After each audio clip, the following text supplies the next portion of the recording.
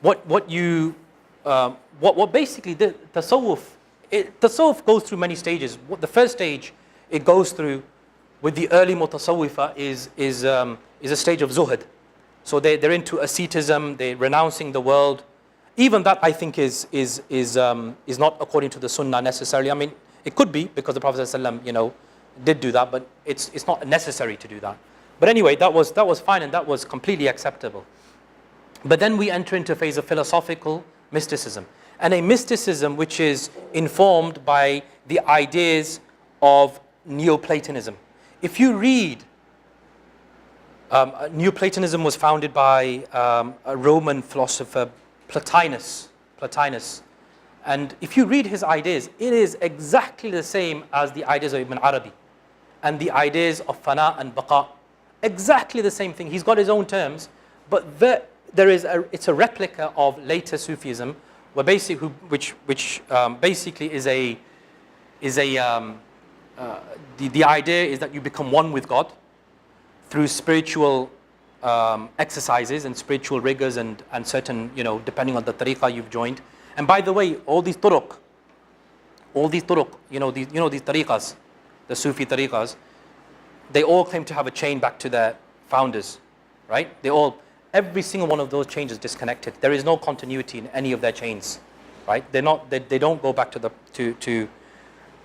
any of the Sahaba or the Prophet sallallahu alaihi wasallam. And as we critiqued it before about, and what I said about mood and what I said about creating this kind of atmosphere, this feeling inside. This is what we were talking about when we talked about that before. I'm not trying to say that these two don't have some benefits, Aqidah and Sufism, right? But there's a lot in there that has created a lot of problem in our ummah, right? The way to Allah subhanahu wa ta'ala is through the Quran. There is nothing better than that. The way to Allah subhanahu wa ta'ala is the way the Prophet sallallahu alaihi wasallam himself came to Allah subhanahu wa ta'ala. And again, it shouldn't be a matter of aqidah, it should be a matter of iman. It should be a matter of faith in the heart. This is what and this terminology, we should keep this terminology, and we should stick to that, in my opinion. So we did witness in our history, Islamizations basically. Islamization of Greek philosophy, Islamization of Eastern mysticism. By the way, all these rigors, twirling around, taking drugs, music, for kashf and ilham, all these spiritual experiences, by the way, exist and maybe you guys will know, in South America, there's a history of this, of spiritual experience through taking drugs, right? Achieving, higher realities. This has always been there, and even in the East it was there, and it came through into the Muslim Ummah through the East, through India, and through the philosophical side through Greece and Rome, and also Persia. But essentially what took place is an Islamization.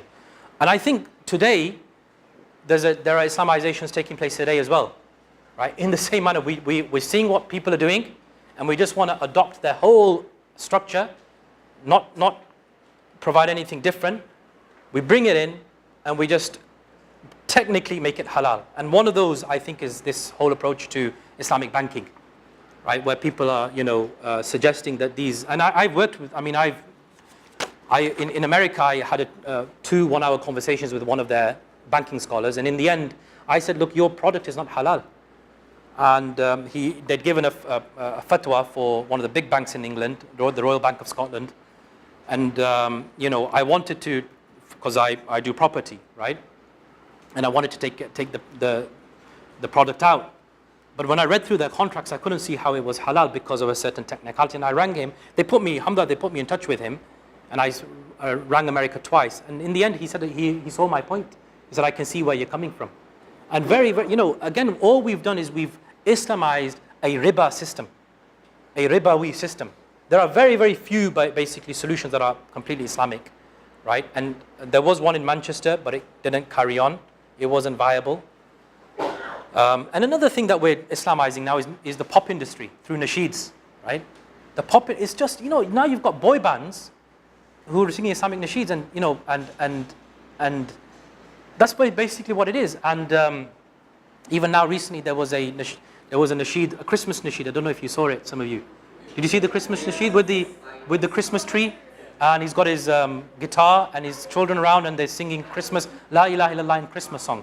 Same thing, honestly, this is Islamization of the prevalent culture. This is what happened in our history. This is what happened with Aqidah, by the way. They were affected by Greek rationalism. So they thought they needed to develop an Aqidah. They were affected by Eastern spirituality. So they imported Eastern spirituality and gave it an Islamic spin. Exactly what happened. We need to be authentic. We need to be sincere, and we need to be honest that this did happen. Right? And this is still being taught in our curricula. Right? Now, this stuff that I'm saying, by the way, is not being said by everybody. Right? There are scholars who say this, but it's not the normal thing to say.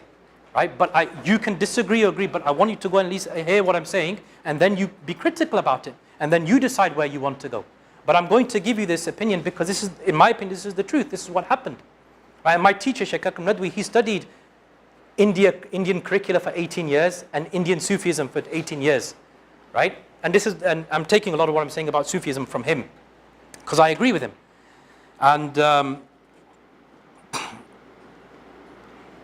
we need to be deeper.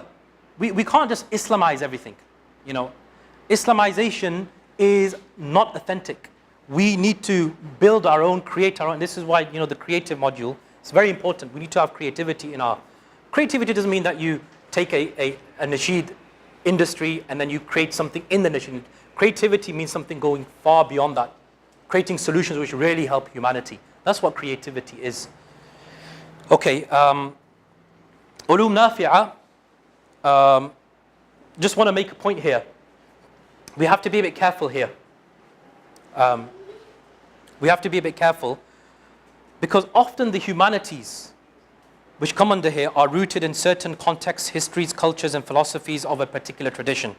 So one needs to be aware that when one is engaging with these, that you're aware of where they're coming from. So if you're learning basically philosophy or let's say psychology, Freudian psychology. Freud had a massive impact on psychology through his school of psychoanalysis. That has a certain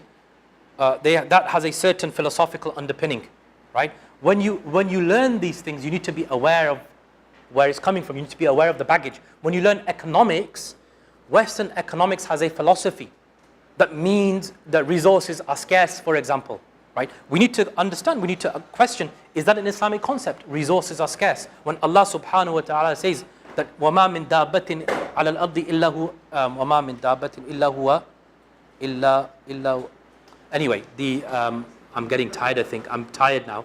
دَابَّةٍ إِلَّا وَمَا مِن دَابَّةٍ فِي الْأَرْضِ إِلَّا Anyway, so Allah subhanahu wa ta'ala provides for everything. For everything. So I'm not providing solutions necessarily, and it's philosophy as well. I think is highly, many people leave Islam after studying philosophy and some of these things. I'm not saying don't study them. I'm not saying that. I'm not saying that. In fact, I'm saying read, right? But what I'm saying is understand your religion and be critical.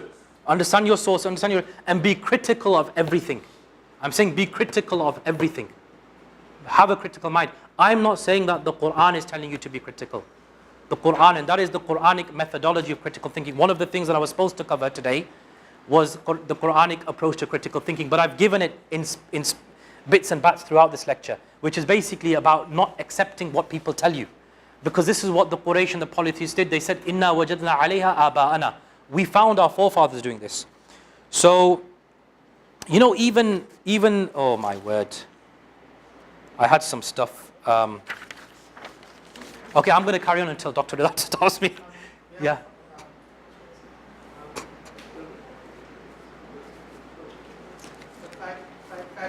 5-10 minutes. Okay. Even science and technology basically can be harmful. Even science and technology. What do you think? Do you think? Let me take a few. Do you think that science and technology can be harmful? For example, you give me examples. Do you think the progress in technology has been good or bad? Yeah. I think it could be misleading because some people may put information online that may not necessarily have any kind of basis. Yeah. And then we just okay with everyone. So we just trust what's online. Yep. Okay. Anything else? As a whole, or the knowledge of science and technology? No, I'm just talking about. I'm not saying that. I'm saying I'm pointing out some of the pitfalls. Yeah. And I'm asking, is science and technology always, progress of science and technology, is it always good? I'm asking the question. Huh? That's what I'm asking. No. Examples. Yeah. Example would be like GMOs. The GMO. Yeah, people feel now that Yeah. we could do these things. Yeah. They move away from the fact that creator and creation. Exactly. They feel like they Yeah. a step ahead when they get in there to Yeah. create. Yeah. Exactly. Jazakallah. Anything else? Yes. Anybody else? Quickly. We've only got 5-10 minutes.